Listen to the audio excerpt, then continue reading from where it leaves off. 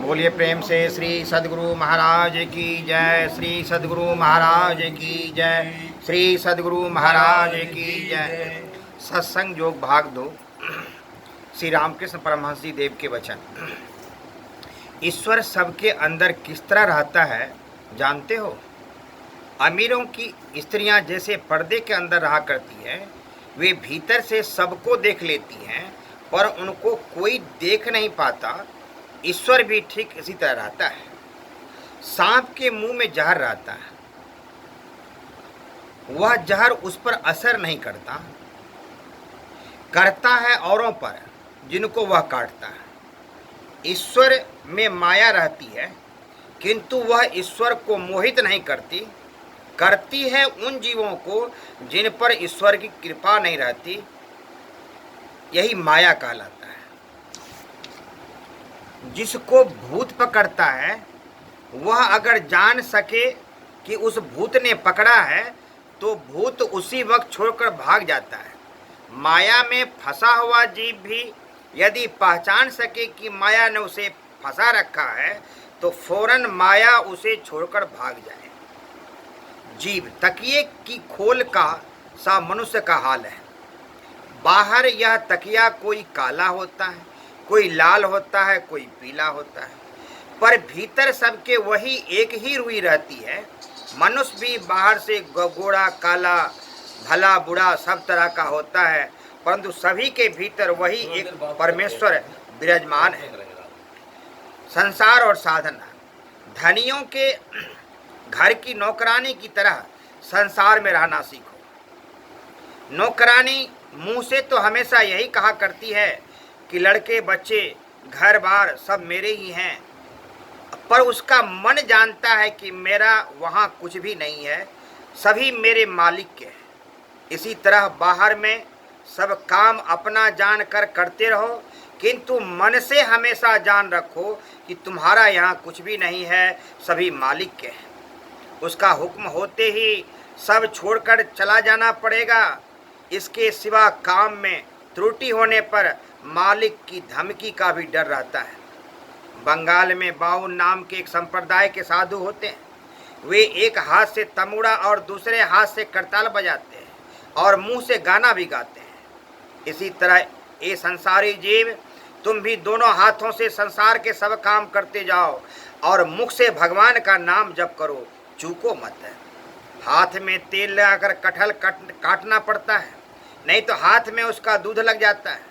इसी तरह हृदय को भगवत भक्ति से तर करके संसार का काम करना चाहिए, नहीं तो हृदय में उसकी मैल लग जाएगी। साधना और का अधिकारी। मन का दिया सलाई का सा हाल है। सूखी दिया सलाई सिर्फ एक बार घिसने से भग करके जल उठती है और भींगी रहने पर घिसते घिसते टूट भी जाए मगर जलती नहीं। विषय वासनाहीन निर्मल मन में केवल एक बार उपदेश देने से ही ज्ञान और भक्ति का उदय होता है, और विषय वासना में पड़े हुए मन में 1000 बार उपदेश देने पर भी कुछ नहीं होता। मनुष्य का मन सरसों की पोटली जैसा होता है, एक बार चारों तरफ बिखर जाने पर फिर बटोरना मुश्किल हो जाता है। साधना। मन और मुख की एकता करनी सच्ची साधना है। हम मुख से कहा करते हैं, हे भगवान तुम ही मेरे सर्वस्व हो, परंतु मन में विषयों को ही अपना सर्वस्व समझते हैं। ऐसे लोगों की साधनाएं व्यर्थ हुआ करती है। मन में रत्ती भर भी विषय वासना रहने पर भगवत प्राप्ति नहीं होती है। सूत में छोटी सी गिरह भी रहने पर उसमें सुई नहीं पिरोई जा सकती। मन जब वासना रहित होकर शुद्ध होता है तब सच्चिदानंद प्राप्त होता है। पहले कुछ दिन एकांत में बैठकर ध्यान करना सीखो। पूरा अभ्यास हो जाने पर फिर जहाँ तहाँ बैठकर भी ध्यान कर सकोगे। पेड़ जब छोटा रहता है तब उसका घेरा लगा कर रखना पड़ता है, नहीं तो गाय बकरियाँ चढ़ जाएं। जब वह पेड़ पूरा बढ़ जाता है तब फिर उसमें 10-10 गाय बकरियां बंधी रहते से भी उसका कुछ नहीं बिगड़ सकता। साधना में धीरज और उत्तम सहन शक्ति सबसे बड़ा गुण है। जो सहता है उसकी विनती होती है और जो सहना नहीं जानता उसका सब कुछ बिगड़ जाता है।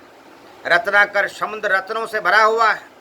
एक बार डुबकी मारने से कुछ न कुछ मिलने पर भी तुम यह न समझ बैठना कि रत्नाकर रत्नहीन हो गया है। धीरज के साथ साधना करते रहो, समय आने पर भगवान की कृपा आप ही होगी। धर्म के राज्य में सबको पुश्तैनी किसान बनकर रहना चाहिए। जो खानदान से खेती करते आया है वह 12 वर्ष तक फसल नष्ट होते रहने पर भी खेती का काम नहीं छोड़ता, और जो वंश परंपरा से किसान नहीं है, मुनाफे के लोभ में पड़कर खेती करता है, वह 1 साल नुकसान होते ही खेती करना छोड़ बैठता है। सच्ची विश्वासी भक्त इसी श्रेणी के नहीं होते। वे जिंदगी भर ईश्वर के दर्शन न मिलने पर भी उसका भजन नहीं छोड़ते। बोलिए प्रेम से श्री सद्गुरु महाराज की जय।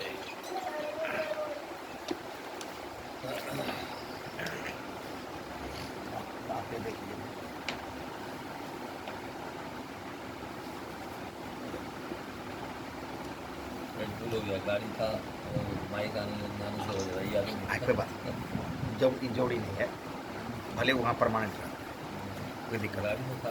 हाँ नहीं कोई बात नहीं, हाँ ध्यान नहीं रहा होगा, हमको ध्यान नहीं रहा तो हम बोल सकते हैं। अरे कोई बात नहीं, उससे कोई जोड़ी नहीं है।